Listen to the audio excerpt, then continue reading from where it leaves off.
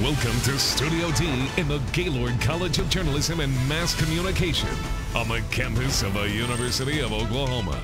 This is Sooner Sports Pad. And now here's your host, Jessica Cootie. Welcome everyone to a special Halloween edition of Sooner Sports Pad. If you don't know who I'm dressed up as, well, you should, but if you don't, you'll find out very shortly. Here's what we've got coming up for you tonight on Sooner Sports Pad. Our special guest tonight has 17 touchdowns and counting over his career here for the Sooners.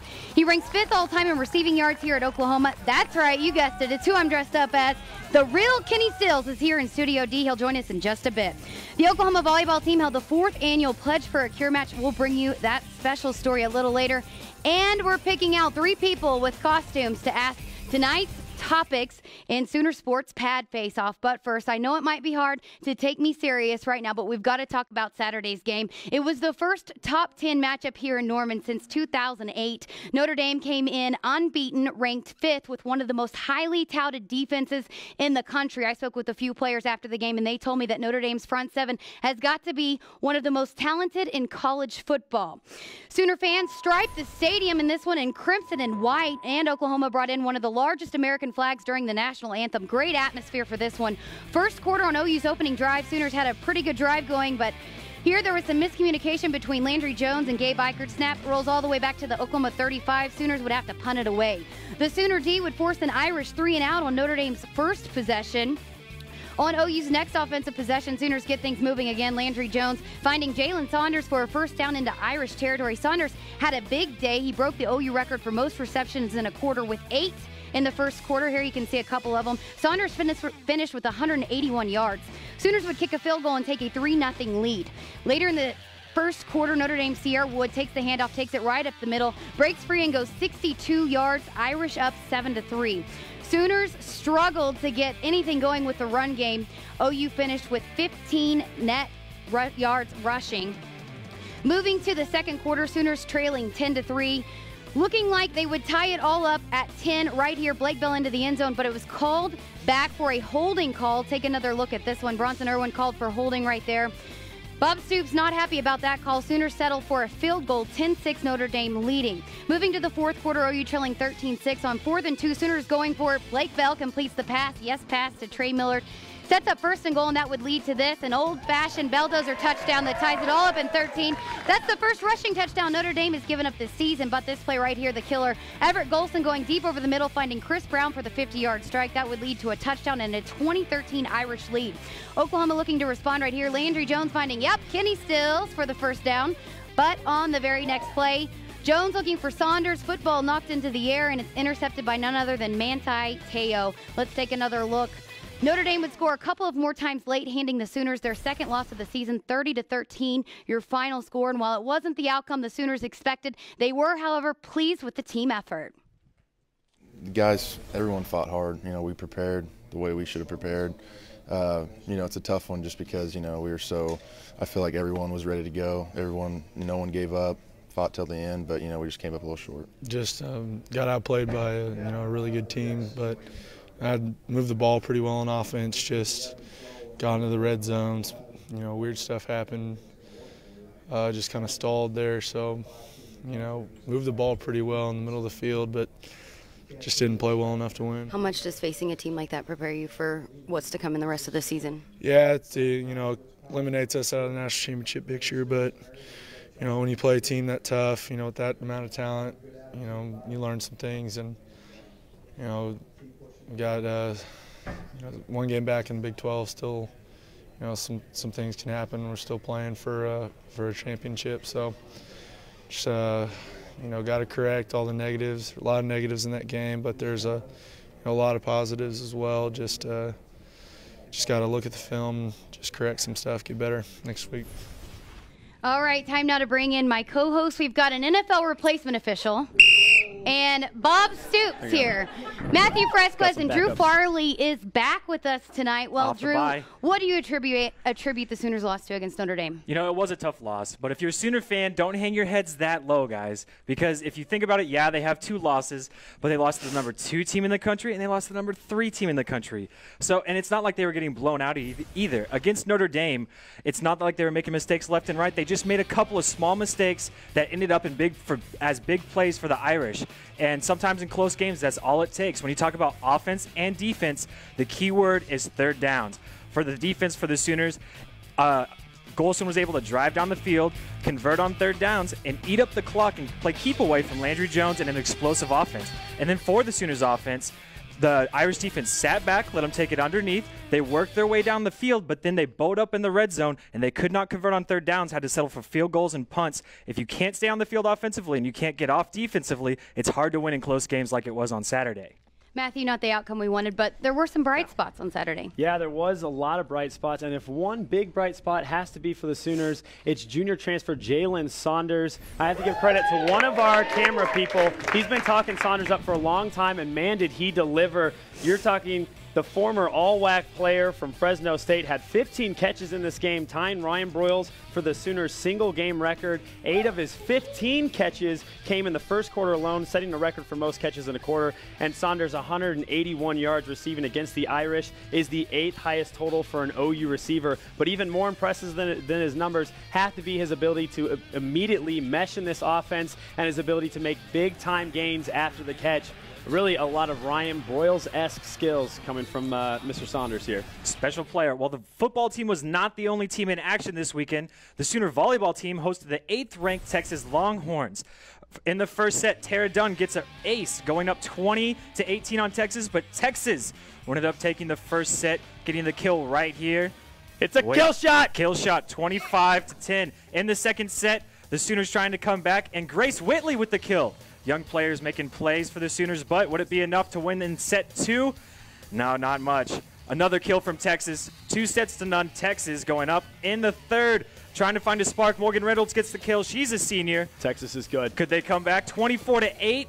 Oh, Texas dominated, getting all the blocks on the night. Here's a big block right here. Texas would win 25-8 in the third set. They'd win the entire match, 3-0.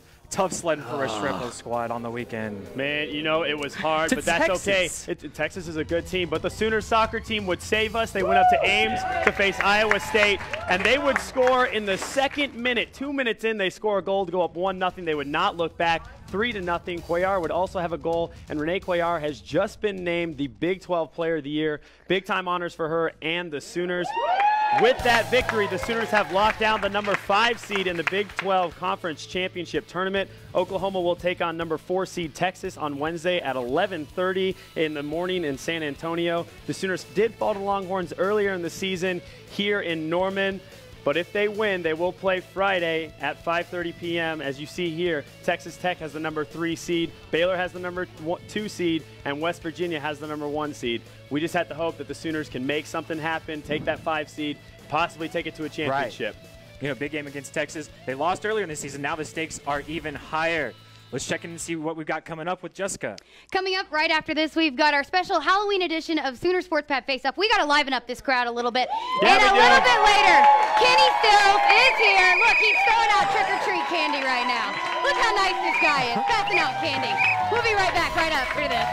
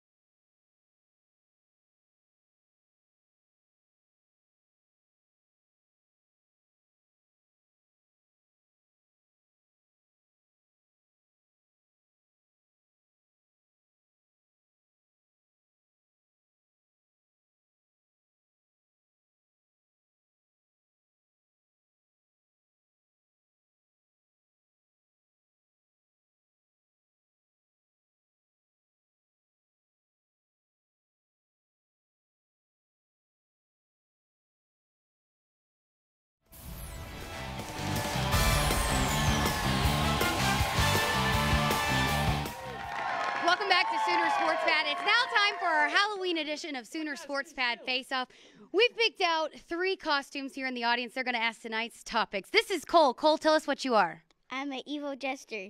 Okay, nice. Well, what's the first topic for tonight? What's your favorite Halloween candy? Great Nice. job. Okay. Here, now, when you go out to Halloween, you get good candy, you get bad candy. Sometimes you get that foreign candy that you wait like 3 weeks after Halloween to eat, and then you immediately retreat, right? No. I'm going to choose one that's way better than all of those. Hungry? Grab a Snickers. You know what I'm talking about? You get the nougat, and then you put the caramel in the nuts, and then you embed it in chocolate. Oh, my God, chocolate. And if you go to the really cool houses, they give you the full-size ones. You're in heaven. Nothing better than Snickers. It's not a bad pick. I love Snickers too. Snicks. But I'm going to go with my personal favorite. You like chocolate? No. You like peanut butter? No. You guys like Reese's? There it is right there. Okay? It's the best there is. It's simple, but it works. It's in the shape of pumpkins for Halloween. It's the best Halloween candy there is. Keep the fuck off of that. I'm more of a Twix fan. What about you? I gotta go with the Reese's. Okay, well, this is Kristen. And what are you? I'm Rosie the Riveter. Nice. Okay, what's tonight's with the second topic? pose. Who's the scariest OU football player? All right, I'm going to go with my man, friend to the show, R.J. Washington. Now, he's going to come out here, and he's going to start spitting some numbers at you. I don't care about numbers on this. I want someone who's scary looking. R.J. Washington looks menacing. 6'3", 254 pounds, and then you pull out that face mask right there, the shredded one. He looks like Sub-Zero. He looks like he's out in space just chopping up alien monsters. It's scary. Scorpion, nice.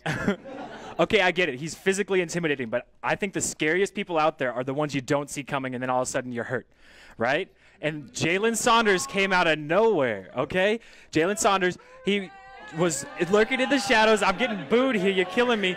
Blows up, has a heck of a game. He might be the most lethal person on this offense. He doesn't look scary, but he's going to hurt you more than RJ is. He's good. That's about as bad as I got. He's good. Wow. Okay, this is Mitt Romney, and he has the final topic. Which ghost from OU's past would help this team out the most? You know, this was hard for me because I was thinking Keith Jackson, the great tight end, that could help out. Definitely Kurt Burris. O-lineman finished second in the Heisman. That doesn't happen, so you know he's going to does it. But when you have to pick, I have to go with Adrian All-Day Peterson. This guy, as a freshman, finished second in the Heisman. The only reason he didn't win it was because Jason White was in third and split the votes. This guy averaged for his career 139 yards per game, 6 yards per carry, had 41 touchdowns in 31 games. If he was not injured, he would have shattered every single rushing record at OU. And when you have the best NFL rusher in your backfield, you are set. We could use AD. You could use AD. I'm going to go for I got to give love to the offensive line, you guys, because right now our offensive line, they're thin, they're kind of struggling. I'm going to go Phil Lodeholt. He's the reason Sam Bradford and DeMarco Murray were so successful. Okay, he kept the Heisman winner clean his entire career, made sure he had time to scan the field and make plays, and he opened up holes for DeMarco Murray. He's still opening holes up for your very own Adrian Peterson with the Minnesota Vikings right now. We could use some Phil right now. Okay, nice job tonight, guys, but let's ask the audience what they thought. Who thought Matthew won this face-off tonight? Let's hear it. No. Okay,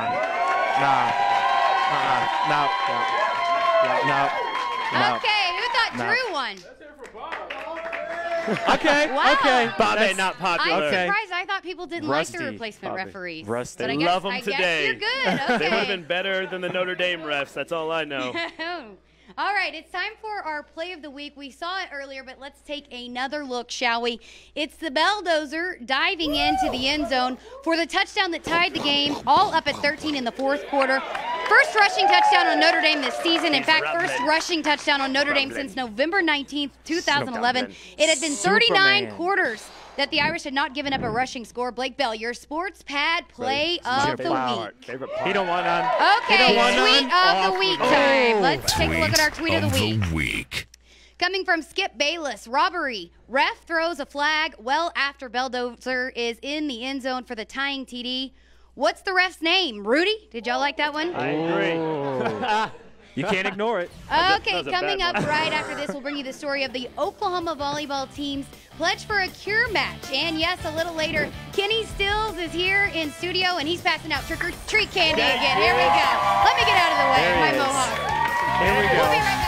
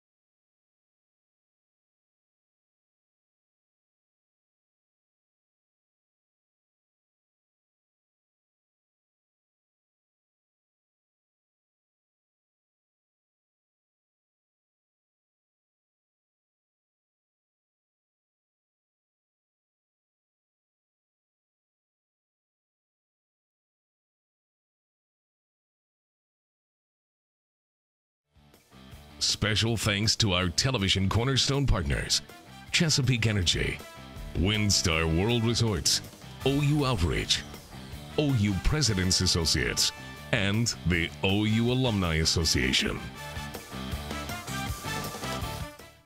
Welcome back. Well, a little over 4 years ago, Oklahoma head volleyball coach Santiago Restrepo lost his son Javi to a battle with leukemia. But Javi's legacy lives on as the OU volleyball team has pledged to help find a cure for the disease. This past week, the team visited OU Children's Center and hosted their 4th annual Pledge for the Cure.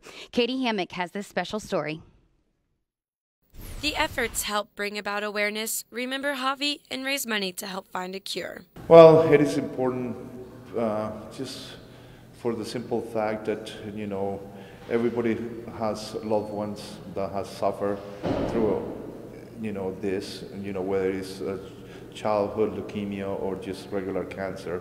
This year marks the 4th annual Pledge for the Cure at the McCaslin Fieldhouse. The Sooner volleyball team wears orange hair ties, and OU coaches from various sports come out to sign autographs in remembrance of Javi and to raise money for the Jimmy Evers Center. We're family here. He's part of our OU family, and we want to do whatever we can to support him. There are too many people in the world who suffer from cancer, and we got to find a way to change it, to make it better. I lost my sister to cancer a long time ago, but it's something dear to my heart, so I'm glad to be here today. The volleyball team also visited the Jimmy Evers Center this past week to hang out and chat with other children battling illness. We love the volleyball team. They come in, they really support our kids. They come in and make the kids' day when they're there. They help them with all kinds of crafts and activities.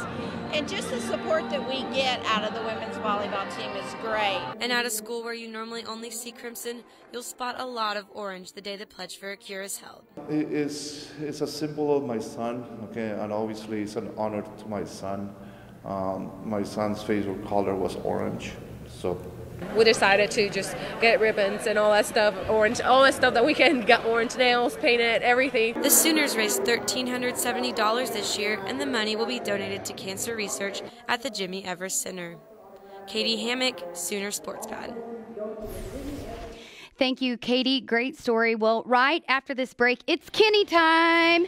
The guys have a live interview with Kenny Stills, and Matthew has a challenge for Kenny Stills. It's the best part of the show. You want to make sure you come right back. We'll be right back after this.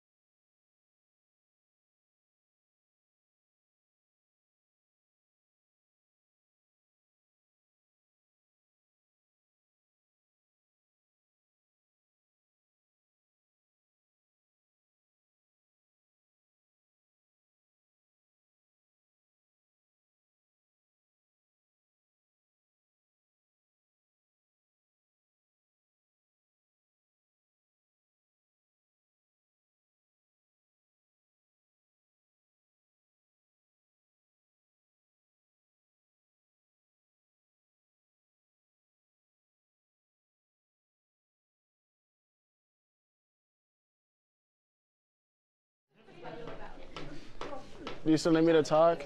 Yeah. I'm doing good. Okay. And then all the rest of them are pretty easy. Talk about